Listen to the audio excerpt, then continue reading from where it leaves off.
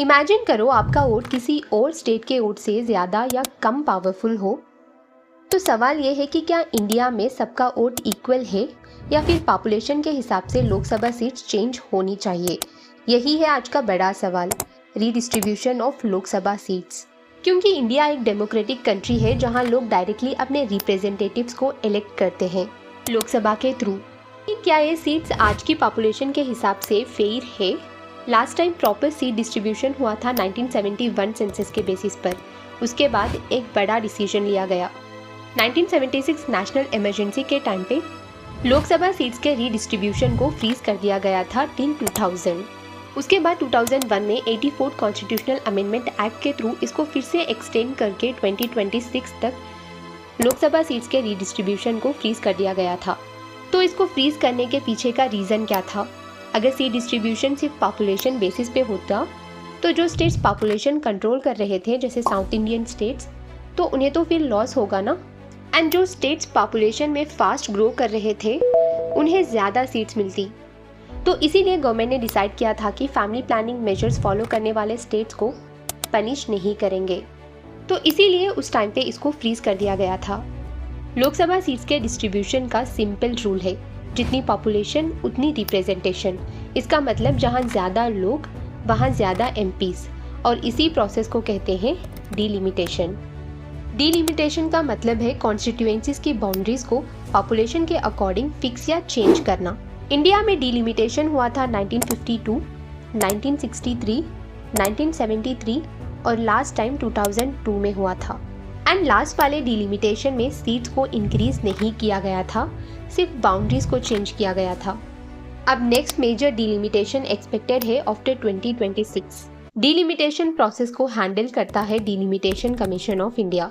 ये एक high powered independent body है जो इंडिया में लोकसभा और स्टेट असेंबली कॉन्स्टिट्यूएंसीज की बाउंड्रीज फिक्स या रिड्रॉ करती है।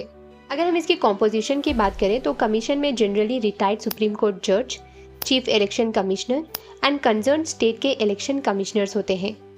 इसका मेन काम होता है कॉन्स्टिट्यूएंसीज की बाउंड्रीज को रिड्रॉ करना, पॉपुलेशन के बेसिस पर सीट्स एडजस्ट करना and SC/ST reservation seats identify करना।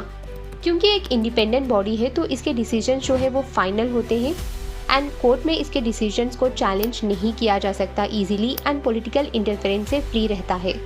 2023 में पास हुआ नारी शक्ति वंदन अधिनियम एक्ट कहता है 33% ऑफ सीट्स जो हैं वो वुमेन के लिए रिजर्व होंगी लोकसभा प्लस स्टेट असेंबलीज दोनों में।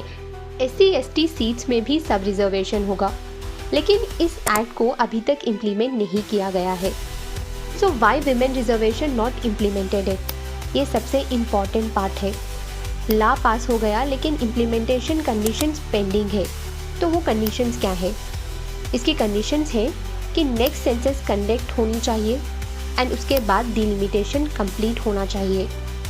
बिकॉज पहले ये डिसाइड होगा कि न्यू कॉन्स्टिट्यूएंसीज का स्ट्रक्चर क्या होगा, फिर उसमें डिसाइड होगा कौन सी सीट्स वुमेन के लिए रिजर्व होंगी और रोटेशन सिस्टम कैसे काम करेगा। Without this pay reservation and proper seat allocation possible नहीं है। डिलिमिटेशन बाउंड्रीज को चेंज करेगा, रीडिस्ट्रीब्यूशन स्टेट्स के पावर को चेंज करेगा एंड वुमेन रिजर्वेशन उसी न्यू सिस्टम पर अप्लाई होगा। एंड रिसेंटली सेंटर ने एक major political reform plan ready किया है जो 2026 के बाद इम्प्लीमेंट हो सकता है, और वो है लोकसभा सीट्स इंक्रीज करना। करंट लोकसभा सीट्स हैं 543 एंड जो प्रपोज्ड सीट्स हैं वो है 800 to 850 सीट्स। गवर्नमेंट का प्लान है कि लोकसभा का साइज 50% या उससे ज़्यादा इंक्रीज किया जाए एंड ये इंक्रीज पॉपुलेशन ग्रोथ को रिफ्लेक्ट करेगा। अगर रीडिस्ट्रीब्यूशन होता है तो क्या होगा? नॉर्थ इंडियन स्टेट्स जैसे यूपी, बिहार, जहां पॉपुलेशन ज़्यादा है उनको ज़्यादा सीट्स मिल सकती हैं एंड साउथ इंडियन स्टेट्स जहां नॉर्थ इंडियन स्टेट्स के कंपैरिजन में कम पॉपुलेशन है वहां का रिलेटिव इन्फ्लुएंस कम हो सकता है, जिससे कि वहां का पॉलिटिकल पावर जो है वो शिफ्ट हो सकता है।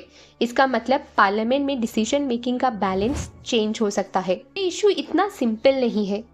एक साइड कहता है सीट्स पॉपुलेशन के बेसिस पर होनी चाहिए, 1 पर्सन 1 वोट, एंड दूसरी साइड कहता है जो स्टेट्स ने पॉपुलेशन कंट्रोल किया है उनको पनिश क्यों करे। यही है इंडिया का फेडरल चैलेंज। तो 2026 के बाद इंडिया एक बड़ा पॉलिटिकल चेंज देख सकता है, जहां सिर्फ सीट्स नहीं बल्कि पावर का पूरा इक्वेशन चेंज हो सकता है। क्या आप पॉपुलेशन बेस्ड रीडिस्ट्रीब्यूशन को सपोर्ट करते हो या फेयर बैलेंस मेंटेन करना ज़्यादा इंपॉर्टेंट समझते हो?